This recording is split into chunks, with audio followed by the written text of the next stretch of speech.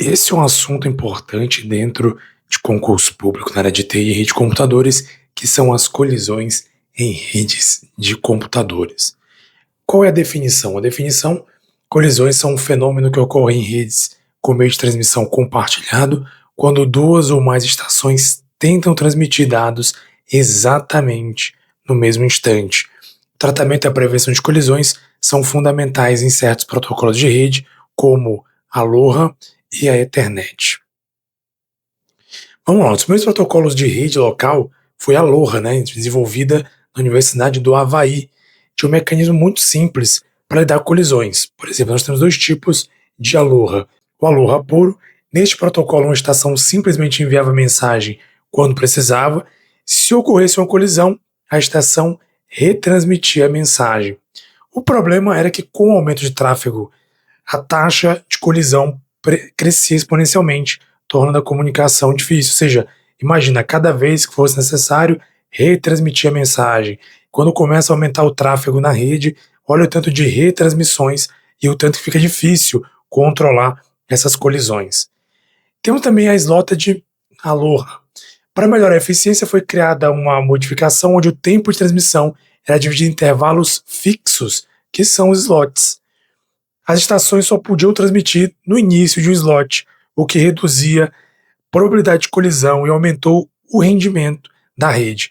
O protocolo LoRa ainda é utilizado em comunicações via satélite, onde a alta latência torna outros métodos de controle de contenção ineficazes. Ou seja, você tem um tempo de transmissão em intervalos fixos. Ou seja, vamos lá, temos um dispositivo aqui, temos um outro aqui, temos um outro aqui, temos vários dispositivos, E aqui temos a rede, Temos aqui a rede desse dispositivo. Então, cada um vai ter um tempo fixo. Ou seja, esse aqui vai ter um tempo, vai enviar. Ou seja, esse aqui tem outro tempo. Então, a tendência, obviamente, se você faz uma configuração desse protocolo, é que cada um deles vai ter um tempo diferente. Então, quando esse enviar, certamente nenhum outro vai enviar ao mesmo tempo. Ele vai esperar um outro tempo para enviar também. Então, isso aí pode reduzir a probabilidade de colisão, mas aumenta também, E aumenta também, consequentemente, o rendimento da rede. É utilizado atualmente muito em comunicações via satélite. E agora vamos falar sobre os protocolos mais utilizados atualmente dentro do contexto de colisões em rede. O primeiro deles é o protocolo Ethernet, o CCMA-CD e colisões. Ou seja, o protocolo Ethernet de colisões, que é esse aqui, CCMA-CD. O protocolo Ethernet padronizado como o IEEE 802.3 utiliza mecanismo de controle de acesso ao meio chamado CCMA-CD, que em inglês, Carrier Sense Multiple Access with Collision Detection, para gerenciar as colisões. O processo funciona da seguinte forma: olha só como é que funciona o CCMA-CD. Uma estação escuta, entre aspas, o meio de transmissão, o cabo, para verificar se ele está livre antes de transmitir, ou seja, o Carrier Sense. Se o meio estiver livre, a estação inicia a transmissão. Após iniciar a transmissão, a estação continua escutando o meio para verificar se ocorreu uma colisão. Uma colisão acontece se outra estação também começar a transmitir no mesmo instante. Vamos lá. Temos aqui, supor que isso aqui é o cabo, e aqui nós temos um computador, ou um dispositivo, e aqui temos outro. Então o que acontece? Uma estação vai escutar. Essa estação aqui, antes de transmitir, ela vai fazer o que? Ela vai escutar. Ela vai ouvir. Ela vai escutar aqui para ver se esse ou algum dispositivo na rede enviou alguma coisa. Tem alguma coisa na rede sendo enviada. Beleza. O meu tá livre? Então tá livre, eu vou começar uma transmissão. Então eu vou transmitir. É o que? Escuta, Ele vai escutar. E aqui ele vai transmitir caso esteja livre o meio para a transmissão. Então, se estiver livre, vai fazer escuta, ele vai transmitir. Após iniciar a transmissão, ele continua escutando para verificar se ocorreu uma colisão. Ou seja, ele transmitiu, acabou o trabalho dele? Não. Ele vai continuar escutando para ver se houve colisão ou não, certo? Então uma colisão acontece se outra estação também começar a transmitir. Então vamos lá. Ele escutou, não tem nada. Beleza, então vou enviar. E ele envia aqui a mensagem dele e de repente isso aqui também acaba enviando. Então vai ocorrer uma colisão. Ele vai escutar para verificar se ocorreu colisão ou não. Se não ocorreu, obviamente, o que vai acontecer? Se uma colisão for detectada, a estação para de transmitir e espera um tempo aleatório. Ou seja, houve uma colisão aqui. Então, opa, peraí, tem alguém transmitindo. Então vou parar. Ele para de transmitir e ele vai esperar um tempo aleatório antes de tentar novamente. Por questões práticas, um quadro Ethernet não pode ter menos de 64 bytes. É bom anotar esses números, hein? Ou seja, um quadro Ethernet não pode ter, ou seja, de protocolo Ethernet, não pode ter menos de 64 bytes, pois quadros menores podem ser confundidos com uma colisão pelas outras estações.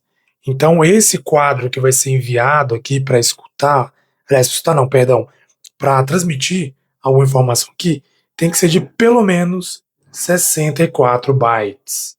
Pelo menos 64 bytes, tá? Porque se ele for menor que isso, pode dar a impressão de que é uma colisão. Então você consegue entender a lógica? Coloca aqui embaixo que é melhor. Então assim, olha, esse aqui é o dispositivo A e aqui é o dispositivo B. Estão na mesma rede. Então antes do A enviar, ele quer enviar, ele vai primeiramente escutar a rede. Ele escuta a rede. Escutou a rede, beleza. Tem alguma coisa na rede? Não tem. Então ele transmite. Que ele vai transmitir, tem de transmitir, tá? Ele vai transmitir. Se não ocorrer colisão, perfeito. Ó, ele transmitindo aqui, ó, o quadro. Ele transmite aqui o quadro, que tem que ser, ó, de pelo menos 64 bytes. 64 bytes. Beleza. Se por um acaso o B, por algum motivo, também escutou, não ouviu nada aí, coincide de ambos enviar ao mesmo tempo, então o B escutou, não tem nada também, então vou enviar também. Só que na hora que ele envia foi exatamente quando o A enviou. Então há uma colisão. Quando detecta uma colisão, o que vai acontecer? Ele para de transmitir. Então a estação A, ela vai interromper a transmissão dela, vai interromper aqui, ó, e vai esperar um tempo aleatório para transmitir novamente. Então assim que funciona o CCMA-CT, tá? Então veja, detalhe, ele funciona dentro de uma rede Ethernet, tá? E pelo que a gente viu aqui, ó, transmissão, ó, que é o cabo. O meio de transmissão do CCMA-CD é um cabo. Temos também o algoritmo back-off binário exponencial. Quando a colisão ocorre, as estações envolvidas utilizam o algoritmo back-off binário exponencial para determinar quando tentarão retransmitir. Isso evita que elas colidam novamente de forma sucessiva. Como é que funciona esse algoritmo? Né? Um algoritmo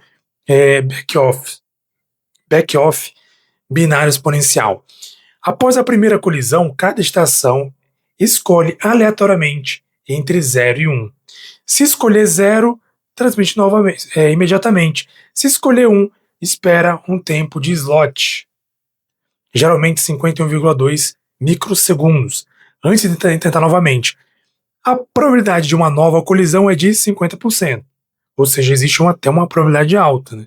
50%. Após a segunda colisão consecutiva, se a primeira tentativa resultar em outra colisão, cada estação escolhe um número aleatório entre 0, 1, 2 e 3. A probabilidade de colisão cai para 25%. Então vamos lá. Se houver uma segunda colisão consecutiva, ou seja, de alguma maneira, os dois escolheram o mesmo, né? Os dois escolheram 0, os dois escolheram 1, que lembra que vai escolher 0 ou 1, ou transmite imediatamente, ou espera um tempo de slot. Então vamos supor que aqui o A e o B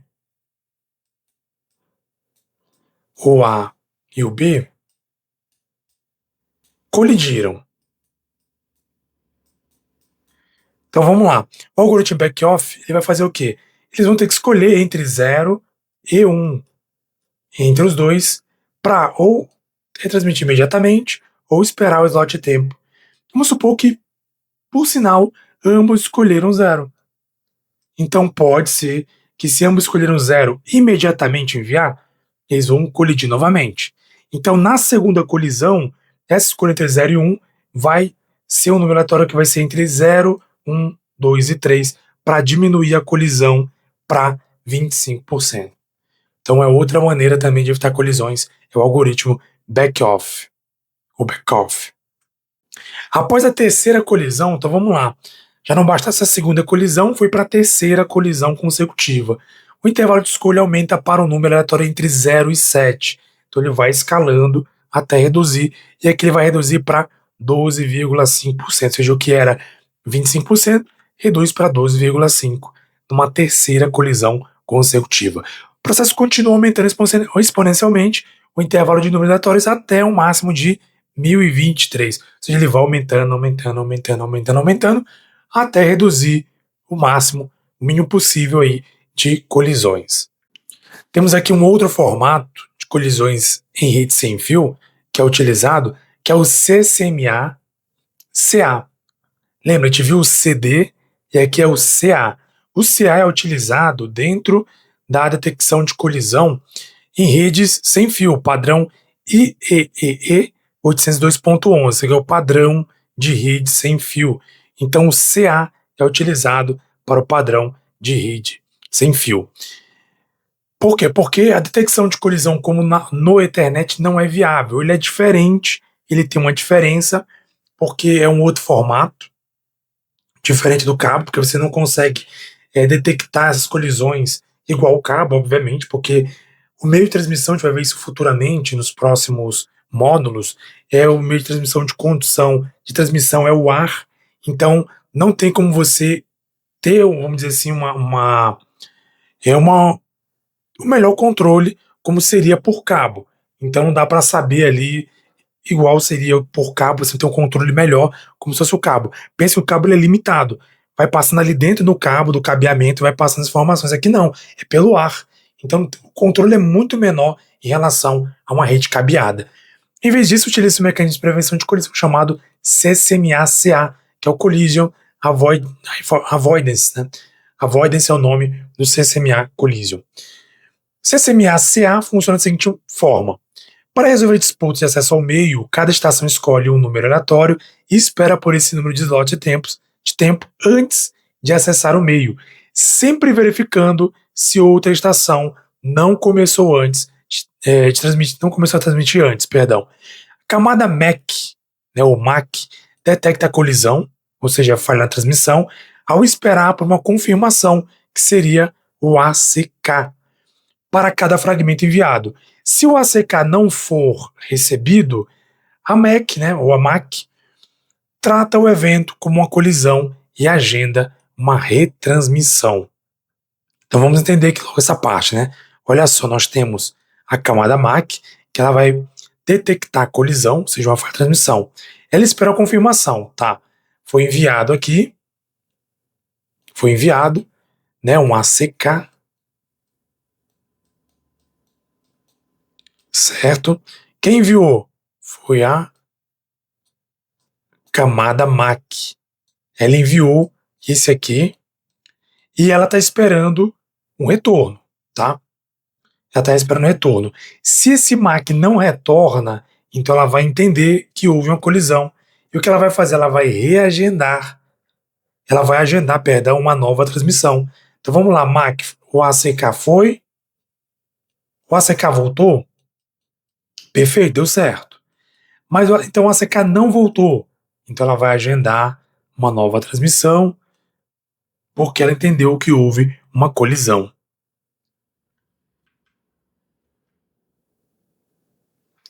Estação escondida.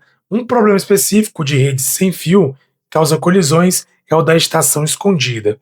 Isso ocorre quando duas estações, A e C, estão fora do alcance uma da outra, mas ambas tentam enviar dados para o mesmo receptor, que seria o B, que está ao alcance de ambas. Isso resulta em uma colisão no receptor B, que não consegue entender nenhuma das mensagens. O protocolo resolve isso utilizando quadros adicionais como RTS, Request to Send, e CTS, Clear to Send, para reservar o meio antes da transmissão de dados. Tá aqui, ó. A, B e C. Então aqui,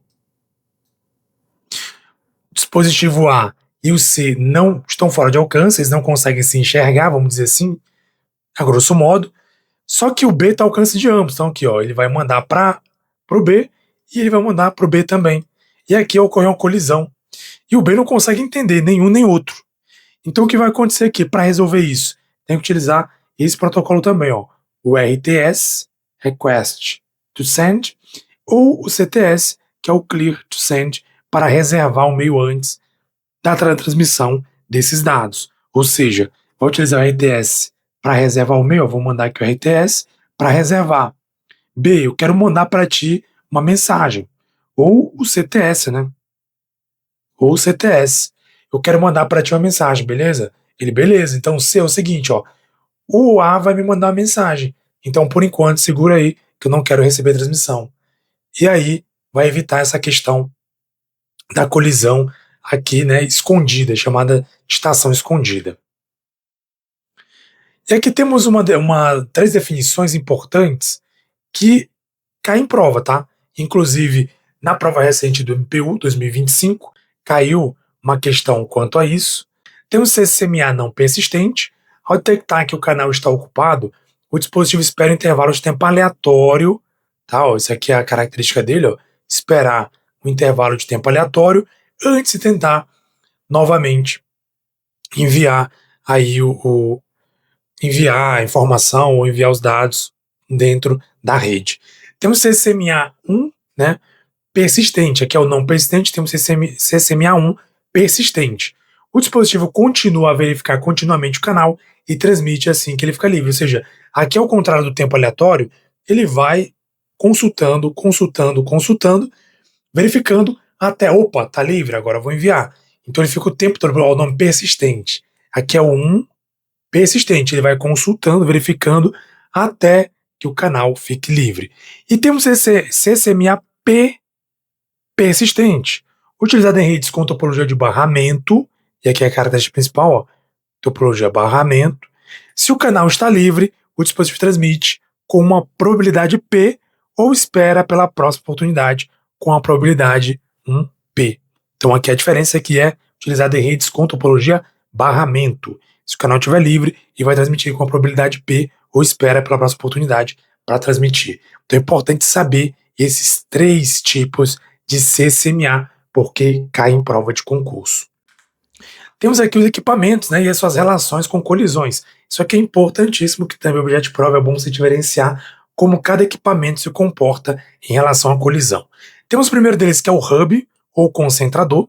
Ele funciona na camada 1 do modelo OSI. A gente falou isso lá nos primeiros tópicos, porque ele funciona na topologia 1, porque apesar de ser fisicamente ele é, de fato, uma topologia estrela, logicamente também ele é a topologia física, porque ele não faz ali igual o switch, que é fazer não faz ali a gerência do canal dos canais de rede. É apenas um repetidor, não, por isso, ó, como eu falei, fisicamente ele é estrela e logicamente ele é barramento, porque ele só repete, ele recebe o sinal e replica para todos os demais, ou seja, ele não faz gerenciamento como faz o switch. Todos os dispositivos conectados compartilham o mesmo domínio de colisão. Quanto mais máquinas conectadas, maior a chance de colisão, ou seja, ainda existe bastante colisões dentro do hub. Usa o método CCMA-CD para tentar minimizar. Lembra que o CCMA-CD ele está relacionado ao cabeamento, tá? O cabeamento ali, a utilização de cabo dentro ali do contexto da rede de computadores. Então ele vai utilizar o método CCMA-CD para tentar minimizar a questão dos colisões. Ou seja, resumindo, o hub aumenta colisões. Ou seja, se utiliza-se um hub dentro de topologia, dentro ali de uma rede de computadores, ele vai aumentar, tende a ampliar a questão de colisões. Temos também o switch. O switch ele funciona na camada 2, ou seja, veja que ele não funciona na camada 1, que é a camada física. Ele está falando de camada do modelo OSI. Então, na camada modelo OSI, ele funciona na camada 2, que é a camada de enlace. Ou seja, fisicamente ele é topologia estrela e logicamente também, porque ele faz a gestão de portas. Analisa o endereço MAC e envia o quadro apenas para a porta correta. Ou seja, ele vai utilizar aí a gerência, ele vai gerenciar para enviar para a porta correta. Ao contrário do hub, ele não vai compartilhar para todos os dispositivos. Ele vai escolher qual a porta certa para enviar para a porta correta. Cada porta switch é um domínio de colisão isolado. Suporta o full duplex, o que elimina colisões. Ou seja, ele vai eliminar colisões porque ele utiliza o full duplex. Ele vai distribuir para a porta correta. Resumindo, o switch vai reduzir ou vai eliminar, dependendo do caso, as colisões dentro da rede de computadores. Pensa comigo, o hub vai fazer o que? O hub ele vai colocar aqui na mesma o hub, que é o hub, ele vai fazer o que? Ele vai só transmitir para todas as portas. Ele recebeu e vai mandar para todas as portas. O switch não, o switch ele tem um gerenciamento. Switch, ele vai gerenciar. Então vamos lá, temos um dispositivo A e o B. Se a mensagem é só para o dispositivo A, ele vai mandar só para o dispositivo A. Ele não vai transmitir para todos os dispositivos na rede, somente para o A. Então isso vai reduzir as colisões dentro da rede. E o roteador funciona na camada 3, que é a camada de rede. Ele vai separar domínios de broadcast e, consequentemente, também vai evitar colisões, já que ele vai criar redes lógicas independentes. Resumindo, o roteador não só isola colisões, como também ele vai isolar os broadcasts, ou seja, ele vai separar os domínios de broadcast. O que é o broadcast? Broadcast é você enviar para todos ao mesmo tempo. Então, como ele vai isolar, separar os domínios de broadcast, vai evitar que todos recebam mensagens e informações ao mesmo tempo. Então, ele vai isolar colisões e vai também isolar os broadcasts. E aqui, resumindo, né, o hub compartilha tudo, ou seja, muitas colisões. O switch ou bridge, ele vai reduzir colisões, porque o switch elimina no full duplex. Já o roteador ele vai separar as redes, eliminando colisões e também eliminando broadcasts.